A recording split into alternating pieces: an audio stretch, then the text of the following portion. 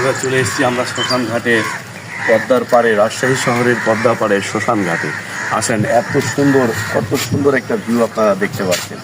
আমরা দূর দূরান্তে চাই রাজশাহীর মানুষগুলা বিভিন্ন জায়গায়, অথচ রাজশাহীতে যে কত সুন্দর সুন্দর ভিউ পয়েন্ট আছে যেগুলো আপনাদের দেখলেই মনটা ভরে যাবে, এটা আমরা অনেক সময় খেয়াল করি না। তো বন্ধুরা আসুন, আজকে আপনাদেরকে রাজশাহী শহরের শ্মশান ঘাট সংলগ্ন একটি বাঁধ দেখাবো, যা এখন যদিও পানি কম আছে, সেহেতু পানি যখন বাড়বে তখন দেখবেন যে এটা অনেক সুন্দর একটা ভিউ লাগে।